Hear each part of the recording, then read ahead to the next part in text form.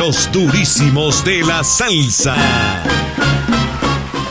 Estamos en los durísimos de Tropicana, la emisora diferente que ayuda a los peluditos y también a la gente. Estamos al aire en el 93.1 del FM, pero también estamos en nuestro canal de YouTube, Mi Tropicana TV. Muchas gracias a toda la gente que se suscribe, que se conecta, que nos sigue, que siempre le da like, que comparte todo lo que hacemos a nivel nacional en este mundo con estas redes sociales, llevando mucha información y más si es salsera, la que le gusta a mucha gente.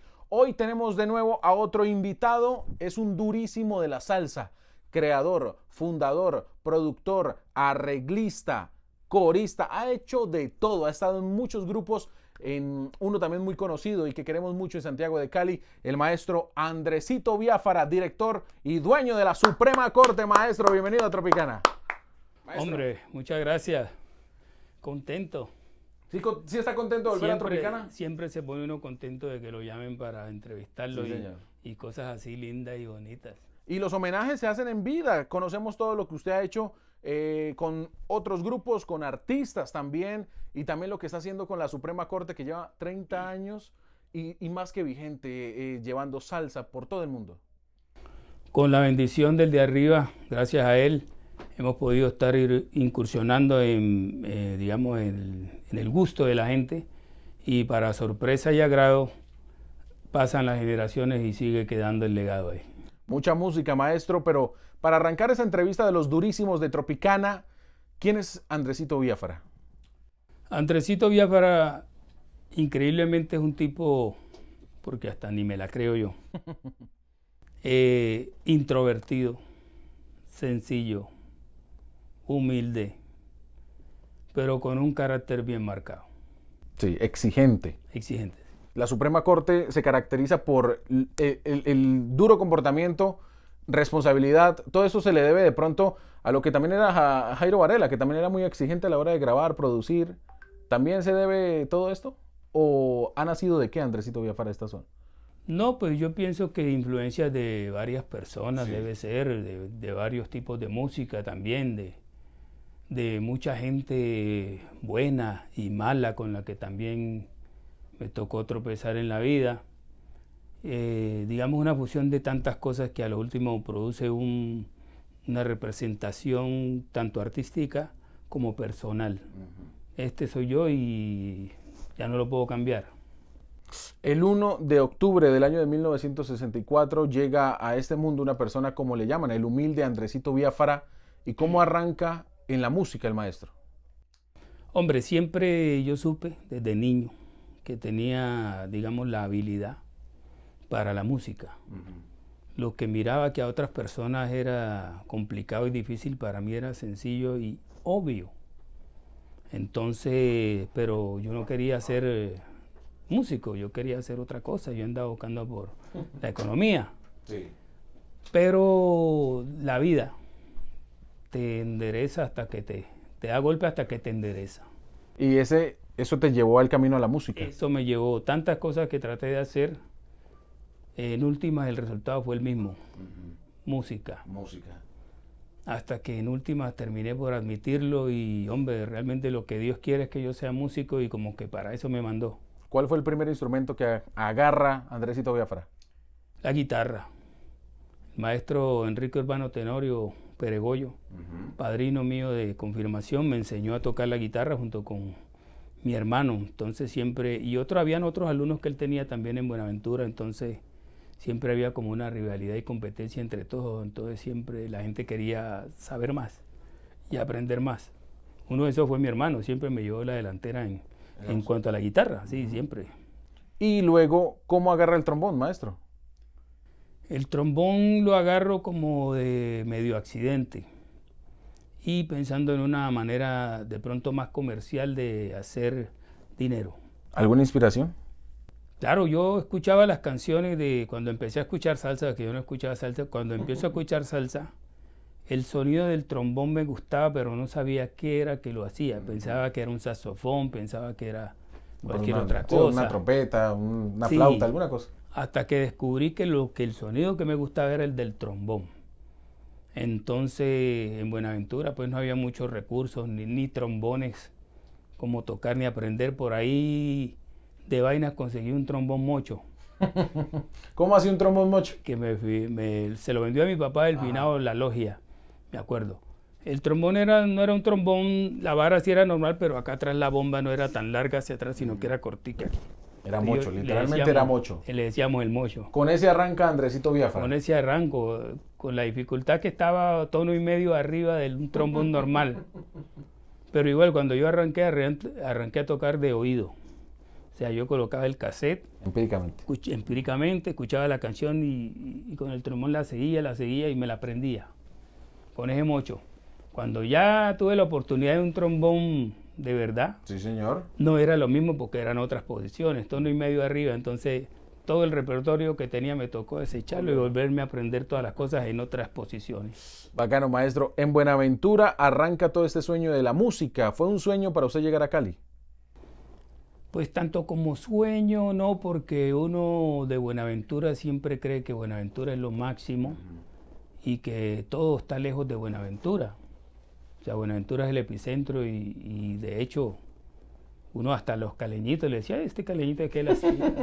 Claro, Buenaventura estaba el swing. Buenaventura era el swing, exactamente. El sabor. Y como muchos han salido de allá, exponentes de la música, del tumaco también. Sí, pero pues por lo general la persona que es de Buenaventura es muy enamorado de su tierra y se autocree que es lo máximo. Yo era uno de esos. De Buenaventura, sí. Yo soy lo mejor. ¿Cómo arranca de nuevo o a qué grupo llega el maestro El Humilde, Andresito Biafara, para arrancar con ese trombón? Yo me fui a Bogotá a tocar bajo, ¿no? Con diferentes orquestas, raspas, vallenato, lo que se tocaba en Bogotá en esa. Pero me di cuenta que en la orquesta donde yo tocaba el bajo, venía un día un trompetista, un día un trombonista y todos llegaban y leían la partitura. Y eran los que más ganaban. Entonces, lo que te dije, por la parte comercial, yo dije, no, yo voy a buscar uno de estos instrumentos. Y hice como un tester, busqué y dije, no, el instrumento más buscado y que menos hay es el trombón. Y mucho menos buenos ejecutantes. Hay algunos bururú arará. Por eso usted dice que por un accidente. Por accidente, sí. Entonces yo cojo el trombón, es como, digamos, comercialmente, era el que más la gente necesitaba. Y el que mejor pagaban. Eso, entonces realmente te digo que fue una apuesta muy buena porque por intermedio del trombón la carrera artística mía para arriba despegó. ¿Quién lo ve y dice, necesitamos este sonido característico de El Humilde? ¿Quién fue el primero? Pues imagínate que mandaron a traer trombones de Buenaventura. Y usted ya estaba por allá en Tabogo. A Cali, cuando Álvaro del Castillo hizo la calentura. Yo ya vine a tocar el trombón, ya no el bajo, sino el trombón con Álvaro del Castillo cuando se separó del grupo Nietzsche. Y de Álvaro del Castillo salgo a grupo Nietzsche. ¿Lo recomienda Álvaro del Castillo o llegó? No, porque estaban liebres con Jairo en aquel entonces. Estaban peleados. Estaban liebres. Entonces él me vio tocando y me mandó a llamar con Julio Obregón, el que había sido vocero del grupo Nietzsche, alias Bochica.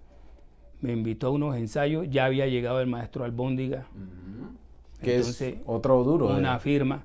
Entonces uno a tocar al lado del maestro Albóndiga, bastante nervio porque pues un dios del trombón. Usted llegó como en apoyo, porque entonces él era el trombonista 1, ¿no? Él era el trombonista 1, Alberto Barro, o sea, estaba en Medellín, no podía venir a los ensayos, entonces para los ensayos me llamaron a mí.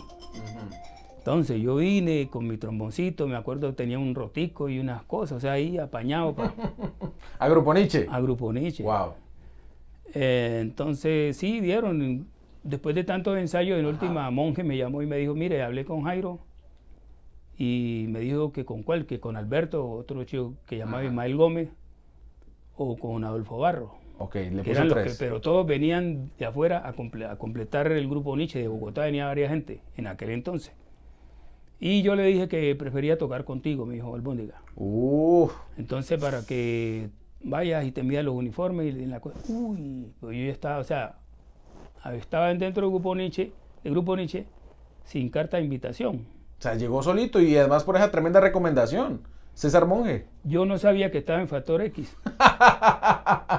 ¿Me entiendes? Yo estaba, como quien dice que quiere. En aquel tiempo no había secuencia ni nada. Entonces querían escuchar la cuerda como Monje la había tal cual como la había trompetas y trombones. Querían escuchar esa cuerda. como lo habían hecho, para ir a grabar a Medellín. Entonces yo simplemente hice fue el tapé de cajón, hacer el segundo trombón de Monje. Que Literal, como tapando un hueco. Eso, pero yo no veía pensando, porque yo estaba con Álvaro del Castillo, cuando ya vino la propuesta y eso, y había un viaje para México. Primer salida del país, y yo sin pasaporte, y menos sin libreta militar, que en aquel entonces pedían. ¿Cómo hizo? ¿O no viajó? Esa historia te la cuento fuera de cámara. Bueno, llega al Grupo Niche, maestro, con Jairo Varela. ¿Cómo fue trabajar con Jairo Varela? Usted llegaba desde muy temprano y luego tenía que también irse para su grupo, pero al inicio, ¿cómo fue para trabajar con Jairo Varela? No, yo me retiro de los niches. Creo que en ese momento estaba tocando con Guayacán, con Alexis Lozano. Sí. Entonces, cuando me llega la primera vez estaba con Álvaro del Castillo. Sí, llega el Grupo Niche. César Monjes le dice, yo lo necesito a él. Sí. Se queda en el Grupo Niche. Me quedo con Grupo Niche. ¿La primera producción fue Cielo de Tambores o cuál fue la primera producción? En ese tiempo se estaban ensayando los arreglos de la historia musical. Ok. Donde está el Digo Yo, el Buenaventura y Caney, que canta Tito Gómez. Estábamos ya con Tito Gómez, sí, ya estaba Tito Gómez para eso. Y luego usted ya estaba más que listo para Cielo de Tambores, para hacer buenas producciones, ¿o eso fue después? Historia musical. En historia musical. En historia musical duré como 1 año y medio, 2 años, y ahí se desmembró el Grupo Niche, se separó los Niches y Grupo Niche. Algunos dicen por ahí, y dicen los melómanos, historiadores, que estuvo como detrás de toda esta separación. ¿Es cierto? ¿Usted lideró? Sindicalista número 1. ¿Fue el sindicalista de aquella época? Pues no el mejor ni el primero, sino el más agitador. Ajá, el que más pullaba, bueno, vamos a... Me apoyaba y tiraba piedra y lo que fuera. Y para se amarraba fuera de la puerta. Tendría yo 21, 22 años, no me acuerdo. Y me quitaba la camisa y me daba puño con el que fuera, pues. Pero todo esto de la separación del Grupo Niche a los Niches, ¿fue por tema de qué, maestro? Hombre, una circunstancia que a todos nos incomodaba, que era la económica, aunque era el grupo que mejor pagaba, pero digamos, siempre la gente mira lo que está ganando el otro. Claro. Entonces veíamos lo que estaba ganando Jairo y, hombre, nos merecíamos un poquitico más. Y hubo una ocasión en Estados Unidos que Jairo estaba haciendo la chica de rojo, era que llamaba esa discoteca. Y dejó la gente en Estados Unidos y se vino a terminar su discoteca para lanzarla, y la gente supuestamente quedó botada. Se tiró los pasaportes por debajo de la puerta, pero no habían tiquetes de regreso. A la empresaria le tocó comprar los tiquetes de regreso y llegaron aquí un 23 de diciembre. Jairo había llegado como el 16, porque él necesitaba inaugurar su discoteca el 24 de diciembre o el 25 abriendo feria. Y así fue. Entonces, cuando llegaron ellos, nos reunimos. ¿Qué vamos a hacer? ¿Qué vamos a hacer? Entonces, no, si vamos a plantar bandera, plantémosla bien. Ay. ¿Y usted fue el de las ideas? Claro, yo me ganaba como 15,000 pesos por baile en aquel entonces. 15,000 pesos por toque. Sí, y el que más ganaba 20, 25, que era Macabí o Fabio Espinosa, que eran los directores. ¿Consideraba que para esa época era muy poquito, 15,000 pesos, maestro? Hombre, realmente era la orquesta que mejor pagaba. O sea que el Grupo Niche podía llegar a pagar más. Pero a relación de lo que cobraba, por decirte, en aquel entonces el Grupo Niche cobraba 1.300.000 pesos. Y con 200 pagaba la nómina. O sea que el resto se lo embolsillaba. Sí, pero es lo que yo llamo envidia sana, pero termina siendo envidia. O sea, te duele que el otro man esté ganando, pero ¿por qué Andrés Biafara va a ganar más de eso si el dueño de su cosa es Jairo Varela? Y él fue el dueño de su idea y el dueño de su proyecto. ¿Y el que montó su...? Sí, su tumbado. Más sin embargo, le hicimos una propuesta indecente. ¿Qué le propuso? La gente quería que le subieran a 20, a 25. Yo les dije, no. Él cobra 1.300.000, vamos a nosotros a cobrarle 600.000 pesos. Ay. Entre todos, 600.000 pesos entre todos. 600 paga la banda y los 800.000 pesos son de él. Ese fue, digamos, el plan. Bueno, que negociemos 500, que nos dé 500. Nos repartimos entre nosotros, nos salíamos sabrosos. Cosas que no se daba por estos tiempos por acá. Entonces le planteamos eso y efectivamente el señor Jairo Varela dijo que no. Se tiró que no. No, imposible. Pero habíamos asusado tanto que dijimos, si no acepta esta primera propuesta, que proponga. Si no propone, pues entonces hasta aquí llegamos. Y eso ocurrió el 25 de diciembre en la discoteca que iba a inaugurar. Antes de arrancar la Feria de Cali. Antes de arrancar la Feria de Cali. Dios mío, Dijo que no y salimos todos. Todos se fueron. Quedaron poquitos, como Pelusa, Monjes. No, ellos ya sabían del plantón y ya nos dijeron que no participaban ni Monjes ni Pelusa. Tito Gómez dijo que sí, pero en última llegó con Jairo. Dijo que no se iba a ir. Bueno, ¿usted no cree que de pronto esta decisión de Jairo Varela fue como muy apresurada, decirles que no? Hombre, pienso que sí. Digamos, la soberbia siempre impera y ese es uno de los males del ser humano. Él pudo haber dicho, oh, está bien, hagámoslo por ese día y hubiera salido ese día y a los 2 días para afuera o terminando Feria de Cali lleva a todo el mundo. Ahí sí lo saca. Claro. Por sindicalistas. Pero ese día Cali se quedó sin Grupo Nietzsche. Wow. Año que era año de 1900 y eran en los 80. 80 y pico, ¿no? 80 y pico. Eran los 80. De ahí es que sale tapando el hueco. Y bueno, y Andresito Biafara, ¿qué hace? Después de que se va y se separa el Grupo Nietzsche. Yo me voy con los Nietzsches. Ok, se va con los Nietzsches. Sí, igual la banda sonaba sabroso, nos quedamos con los Nietzsches. Con, digamos, me parece a mí, bueno, de pronto porque yo tenía otro tipo de mentalidad, tratando de reflejar o de ser espejo de Grupo Nietzsche. De hecho se llamaron los Nietzsches. Los Nietzsches, sí. Y fue... la música que tocábamos era la misma música de Grupo Nietzsche. Nietzsche. Entonces, o sea, cero originalidad. Ajá. Pero era difícil para usted, para el ego de algunos, decir, estamos haciendo lo mismo que Grupo Nietzsche, no estamos siendo originales. Es que ahí es cuando uno empieza a independizar el músico. Hay músicos creadores y hay otros músicos CD player o ejecutantes, muy buenos músicos ejecutantes, pero hay un tipo de músico que es el que crea y el otro que hace lo que el que crea hizo. El que crea, sí. ¿Ya? Entonces ahí tú diferencias los dos tipos de músicos. Yo le llamo el de tiempo inmediato y el de tiempo lento. El de tiempo lento es el que piensa y crea, se sienta, quiero hacer esto, busca por aquí, un Jairo Varela, un Alexis Lozano, un Andrés Biafara. Wow. Entonces no había mucho de esta gente en ese grupo. Y supongamos en el caso mío yo tampoco era el líder. Era uno más, un trombonista.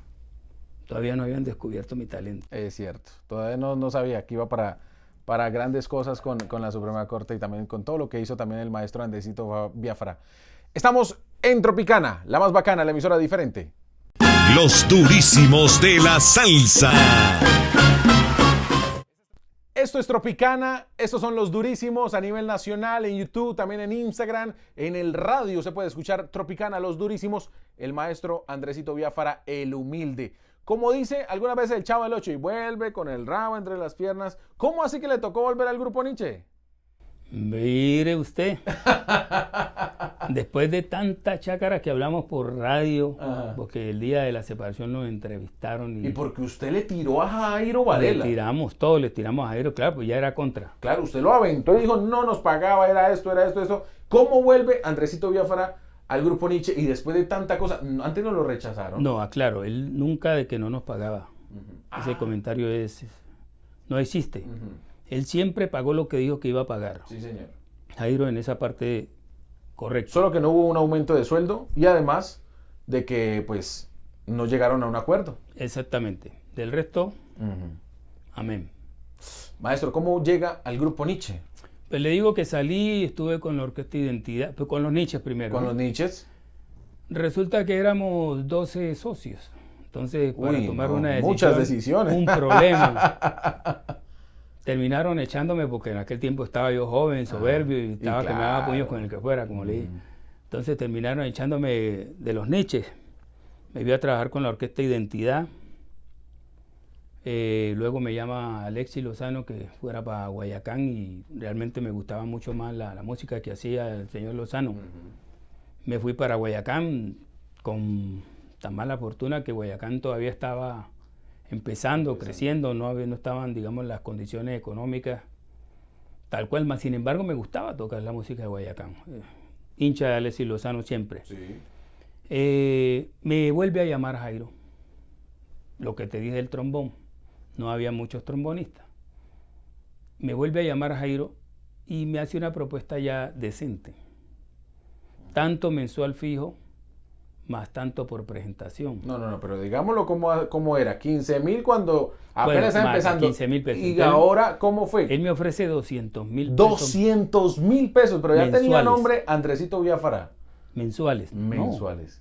era trombonista. Mensuales, más $85 por baile adicional. Eso es lo que me manda a ofrecer. Yo tenía el hijo mío, no había cumplido un año, estaba en esa búsqueda del tarro de leche y de los pañales, corriendo para allá y para acá. Apretado económicamente. Cada tarro de leche era un Via Crucis. Y tomaba el tal, ¿puedo decirle la marca? No. Sí, hágale. Un tal Nestógeno, que era la que salía más cómoda, porque había una más cara. Le salía más barata. Uf, Y usted respiró porque le llegó una propuesta de trabajo. me llegó la primera quincena. El grupo Nietzsche estaba en Estados Unidos y llegaba como a los 8 días, pero aquí a partir del 15, Álvaro Gómez, el manager de aquel entonces, aquí está la primera quincena, y yo le dije que ¿Cuánto recibió Andresito Villafara en esa primera quincena? 100,000 pesos, que era 100,000 la primera pesos. quincena. Ujú.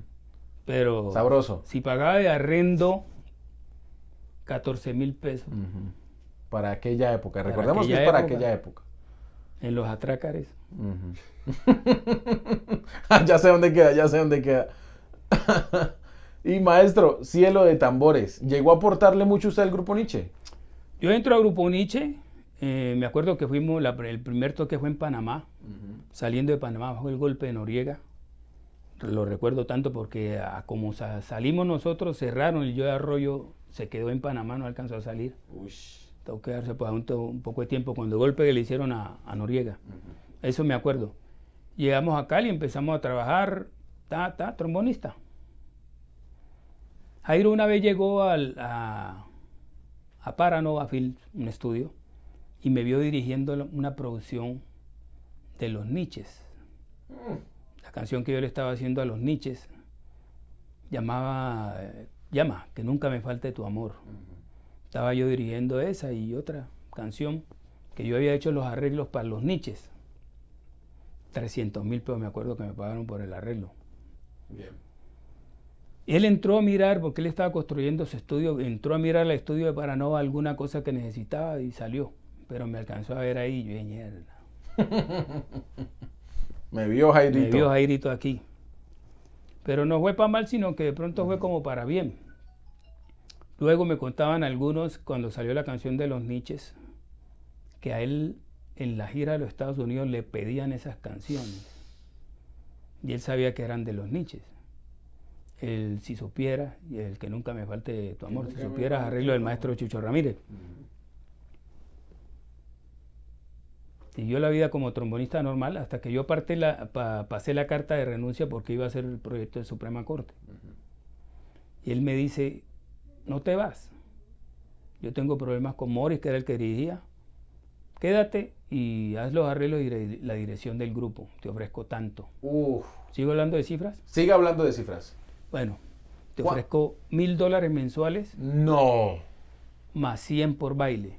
$1,000 después de haber pasado por 15,000 pesos. Y de ganar 200,000 pesos. Claro que $1,000 en aquel entonces eran como 750,000 pesos. Pero era más. claro. Iba subiendo Andresito Villafara. Yo lo pensé como 8 días porque yo estaba decidido ya a salir a hacer Suprema Corte y dije, no, pues de todas maneras, no por el dinero, sino por, digamos, la carrera musical. Ya independiente, algo Ya propio. Independientemente, algo propio. mi currículum, haber sido director de revista del Grupo Nietzsche, también era muy bueno, pesaba. Entonces yo le dije, Jairo, no son 1,000, son 1,500. Y no son 100, sino que son 150. Porque automáticamente yo acepté el cargo, me convierto en el HP. Y yo era gerente sindical, Ajá. director del gremio sindical. Iba a pasar a ser ministro de gobierno. Sí, en pocas palabras, sí. Entonces pasaba de ser el el revolucionario Ajá. a ser el HP. Ajá. ¿Y qué decisión tomó Andresito Biafra? Yo dije, no, yo me voy de HP, Ujú. pero con estas condiciones. ¿Y qué dijo Jairito? Listo, va jugando. Ok. Escándalo. En aquel entonces, cuando Albóndiga, me acuerdo que llegó a Grupo Nietzsche, llegó ganando 400.000 pesos mensuales y eso era un escándalo. Como decir ahora, no sé si 40 millones de pesos, algo escandaloso. Entonces, cuando llegaron los 1.500 a los oídos de la gente, escándalo también. Escándalo. Pero bueno, no es eso lo importante es que en el tiempo que yo estuve logramos hacer una producción ya titulada Cielo de Tambores que le hizo este servidor, con un par de arreglos de Sergio George y colaboración también del amigo Pelusa. Hicimos esa producción con tan buena suerte que fue o es la más vendida del Grupo Nietzsche Una de las buenas. hasta el momento, ¿no? Sí, señor. Ha sido de las más vendidas y bueno, que lo llena a uno de orgullo y placer por carambola haber estado en ese momento de la historia y haber podido hacer ese trabajo musical.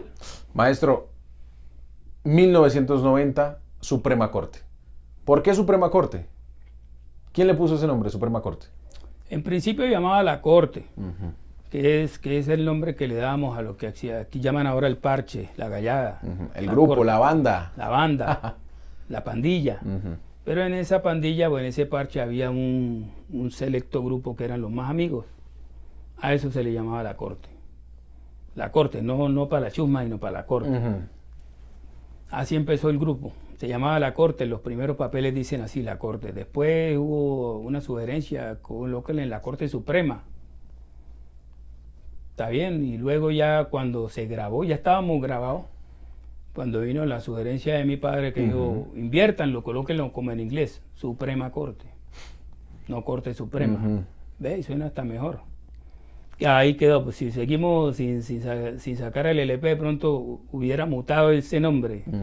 Hubiera cambiado, no, hasta ese momento, Suprema Corte, y ahí quedó, para afuera. Suprema Corte. ¿Con quién arrancó la Suprema Corte? Bueno, muchos músicos. Venía William García, Jimmy Sá, Carlos Romero, Omar Ágreda. De los trombones estaba Fabio Marín, Alberto Chávez, piano Julio Cortés. ¿Y con qué vocalista arrancó, maestro? Jaime Guapi el bajo. Ahí te dije, estaba Willy García, Omar Ágreda y Carlos Romero. Carlito Romero. Con esos tres decide arrancar. Un joven Willy García con muchos sueños, que usted luego, después, es otra historia, se lo cede al Grupo Nietzsche. Pero, ¿cómo fue grabar tantas canciones que hoy en día son éxitos con la Suprema Corte? Felicidad, orgullo, tanto trabajo. Hombre, la verdad es que cuando uno está trabajando y haciendo las cosas no piensa en nada de eso, ni en éxito, sino uno quiere hacer algo que diferente, en principio le guste a uno. Tanto lo diferente, ¿no? Sino que sobre todo que a uno le guste, y si a uno le gusta, pueda que le guste a otra persona. En tratar de hacer las cosas bien, eso fue lo que siempre quisimos, dentro de lo que cabe, o sea, dentro de nuestro conocimiento y talento musical. Hacer lo que mejor podíamos hacer. ¿Cuál fue la mejor producción de la Suprema Corte? Pues yo siempre digo que es la última, porque de pronto es la más reciente, o es la que más experiencia tiene ya uno para hacerla. Van así, entre la primera, la segunda fue mejor, la tercera fue mejor, la cuarta sí, pero eso no tiene que ver nada con el éxito. En si están las cosas bien hechas o que a uno le guste, no tiene nada que ver con lo que realmente pega en el mercado. A la gente le gusta lo que le gusta y punto. Maestro, muchos artistas han pasado por la Suprema Corte, también muchas historias que conocen aquí en Tropicana, la más bacana. No se desconecten de Los Durísimos Digital. Los Durísimos de la Salsa. Estamos en Los Durísimos de Tropicana con el maestro Andresito Biafara, el humilde. ¿Por qué le dicen el humilde, maestro? Pues es, digamos, algo que me dicen, yo pienso que no es por la humildad, sino por lo contrario. De pronto la soberbia musical. Entonces, de pronto por sobrador. O exigente. Entonces Me dicen lo contrario. Le dicen lo contrario al humilde. Hay un LP llamado Veredicto, canciones muy buenas, canciones que se pegaron, que le piden hasta los vocalistas que hicieron parte del grupo La Suprema Corte. Yo le quiero preguntar por ese intro que usted hace en Escombros.